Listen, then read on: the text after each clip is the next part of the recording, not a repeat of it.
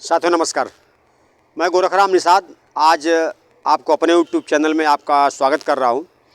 मित्रों, आज यह जो वीडियो है वो पूरी तरह से सिद्ध कर देगी कि भाजपा जो है वो इस चुनाव में हताश और निराश हो चुकी है। ये एक बहुत बड़ा सबूत मैं आपको देने जा रहा हूं।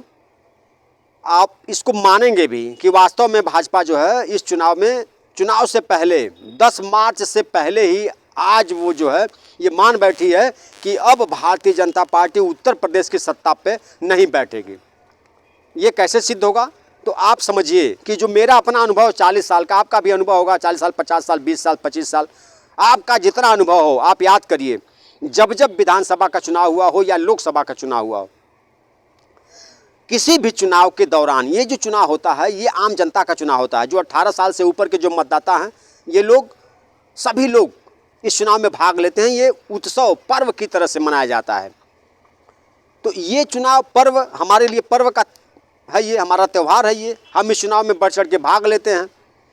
पूरा प्रदेश या पूरा देश इसमें भाग लेता है। इसी चुनाव के दौरान जब भाजपा को लगा कि 10 मार्च को जब गणना हो जाएगी तो 10 मार्च के दिन हमारी विदाई तय है, हम सरकार में नहीं आएंगे, तो उसने सोचा कि क्यों ना ये जो 36 सीट का चुनाव एमएलसी का है, जो 36 सीट रिक्त हो रही है, उसका भी चुनाव हम इसी बीच करा लें। अब देखिए कि 3 मार्च को 6वें चरण का मतदान है और 7 मार्च को 7वें चरण का मतदान है। तो 3 मार्च और 7 मार्च को 2 चरणों में विधान परिषद के जो प्रधान और बीडीसी वोट करेंगे उसका भी चुनाव सरकार ने डिक्लेयर कर दिया। तो बीडीसी और प्रधान जो वोट डालेंगे उसकी गणना होगी 12 मार्च को, उसका रिजल्ट 12 मार्च को आएगा। और जो हम आम पब्लिक जो 18 साल से अधिक उम्र वाले मतदाता हैं, इनका जो वोट पड़ेगा उसकी गणना होगी 10 मार्च को। तो 10 मार्च को पता चल जाता कि किसकी सरकार बनती है। फिर वो चुनाव कराता विधान परिषद का, जिसे स्थानीय निकाय क्षेत्र का हम चुनाव कहते हैं, जिसे हम विधान परिषद सदस्य कहते हैं, एमएलसी कहते हैं। कभी भी मैंने इतिहास में 40 साल तक का तो मुझे ज्ञान है, 40 साल तक मैं जानता हूं कि 40 साल तक कभी किसी भी सरकार ने, भाई आप अच्छा काम किए हैं, आप दोबारा चुन के जाएंगे, आप सरकार बनाएंगे, फिर आप एमएलसी का चुनाव कराते। लेकिन इनको इतनी डर समा गई है कि चुनाव में सरकार हमारी बनने नहीं जा रही है तो लगे हाथ लो ये भी गंगा में नहा लें। तो इन्होंने घोषणा कर दिया कि ठीक है एमएलसी का भी चुनाव होगा। अब समझिए कि जो प्रधान बीडीसी है वो 3 तारीख को और 7 तारीख को जितने प्रधान बीडीसी रहेंगे वो 2 वोट डालेंगे। एक वोट अपने एमएलसी के लिए डालेंगे और दूसरा वोट वो डालेंगे आम जनता यानी एमएलए वाला। ये पहली बार ऐसा हो रहा है। तो ये पूरी तरह मित्रों, ये पूरी तरह एकदम ये भारतीय जनता पार्टी की सरकार, जोगी बाबा की सरकार ये मान चुकी है कि हम सरकार अब नहीं बनाएंगे और हमारी सरकार नहीं बनेगी। इसलिए लगे हाथ जो भी गंगा जल निकालना हो 1-2 लोटा, जहाँ से भी आ जाए वो गंगा जल हम निकाल लें। अरे भैया, आपने अच्छा काम किया है, ये जो गौशाला खुलवा दिया। अब हमारे गांव में बताइए कि हमारे गांव में गौशाला है और गौशाला की स्थिति है कि अगल बगल के जितने भी 10 किलोमीटर के एरिया में जितने भी गांव हैं, उस गांव में जिसको भी सांड छोड़ना रहता है, सांड का बछड़ा छोड़ना रहता है, वो रात को ले आके हमारे गांव के अगल बगल छोड़ देता है। इससे किसानों का कितना बड़ा फायदा हुआ है ये सरकार खुद जान रही है। तो आप सरकार ये इसको डरने का जरूरत नहीं है। अब समझिए कि एक चूल्ह पे, एक परिवार पे, जैसे मैं अकेला हूँ, मेरे अगर 5 परिवार के लोग हैं, 5 हमारे भाई या परिवार हैं, अलग हो गए हैं, तो एक चूल्ह पे मैं बताऊं कि 18,000 रुपया एक किसान जो है पर साल गंवा रहा है। कैसे गंवा रहा है?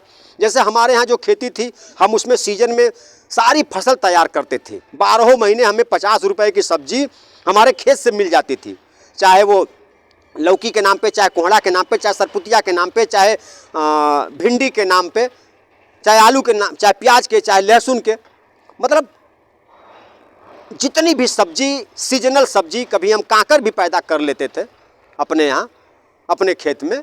तो जो सीजनल सब्जी है 12 महीने हम पैदा कर लेते थे। आज वो सांड की डर से, जो बाबा के छुट्टा सांड हैं, और वो भी हमारे गांव में तो एकदम हम लोग कुछ नहीं पैदा कर पाते हैं, क्योंकि हमारे गांव में गौशाला है और गौशाला की वजह से आसपास के सारे लोग ला के यहाँ छोड़ देते हैं।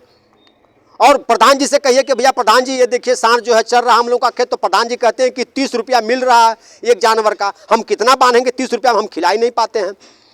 25 रुपया किलो हम चोकर लाते हैं, एक जानवर को 1 किलो चोकर भी नहीं पूरा हो पाता तो हम भूसा कहाँ से खिलाएंगे? तो भैया ये जो है हम नहीं बांधेंगे। अब नतीजा कि हमारे इस गांव के चारों तरफ का कोई भी किसान सब्जी बोना छोड़ दिया है, गेहूं और धान भी कुछ दिन में बोना छोड़ देगा। तो ये किसानों का फायदा ही है।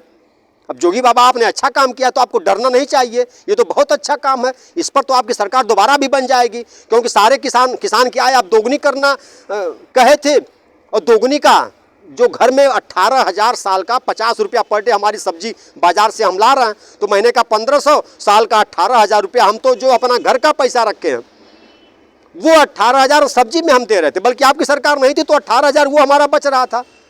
और हमारे नात हित हमारे साथी बाथी को भी हम एक कोहड़ा और लौकी पहुंचा देते थे। तो इससे तो फायदा हुआ ना हमारा कि हम 18,000 हर साल हम गंवा रहे हैं। तो आप अच्छा काम किए हैं, तो आपको घबराना नहीं चाहिए। आपको विधान परिषद का चुनाव बाद में कराना चाहिए था। 10 मार्च के बाद आपकी सरकार बनती तो 10 मार्च के बाद आप कराते। तो मित्रों, ये सरकार पूरी तरह बौखला गई है। इसकी आप नारा देखिए। अभी गृह मंत्री, देश का गृह मंत्री कह रहे हैं कि अगर आपने हमें नहीं जिताया तो दंगाई गद्दी पे बैठ जाएगा। मैंने अजीब जैसे कोई मुद्दा नहीं। मोबाइल रिचार्ज 49 रुपये में 6 महीना हम लोग इनकमिंग मोबाइल में रखते थे, आज 200 से ऊपर लग रहा है, इस पर नहीं बहस हो रही है। कड़ू का तेल 220 रुपया किलो मिल रहा है, इस पर नहीं सरकार बहस कर रही है कि हाँ इतना महंगा किसान खरीद रहा है, गरीब आदमी खरीद रहा है, कैसे पाएगा। 400 रुपये तक हम गैस सिलेंडर भरा लेते थे, उसमें भी 150 की सब्सिडी आ जाती थी, इस पर नहीं बहस कर रहे हैं। अब 1000 में हम गैस सिलेंडर भराते हैं, उस पर भी जो है छूट नहीं मिल रही है, तो गैस सिलेंडर तो अब तो भराना ही बंद हो गया। हमारे गांव में तो मुश्किल से 3-4 लोग भराते होंगे। बकिया जो लोग घूंघट में रहती थी महिलाएं, गोबर नहीं पाथने जाती थी, आज बगीचा में देखिए तो घूंघट काट के गोबर का चिपरी या गोईठा पाथ रही हैं। बाहर सरकार आपकी, तो आपको घबराना नहीं चाहिए था। आप तो बहुमत की सरकार में जा रहे हैं। टीवी और आपकी मीडिया भी तो कह रही है कि आप जो है बहुमत में आ रहे हैं, तो फिर विधान परिषद चुनाव कराने की क्या आवश्यकता थी? इसी दौरान एक चुनाव हो रहा है, उसी में एक चुनाव और आपने डाल दिया। तो ये हताशा और निराशा का द्योतक है कि ये भारतीय जनता पार्टी पूरी तरह जन विरोधी सरकार, इससे जनता उब गई है, जनता इससे छुटकारा चाहती है। और छुटकारा जो सरकार के खुफिया तंत्र है उसने रिपोर्ट दिया कि भैया जनता उब गई है, जनता तो चाह रही है कि कितना जल्दी बटन दबाने का मौका मिले और भाजपा को एकदम समूल नाश कर दिया जाए।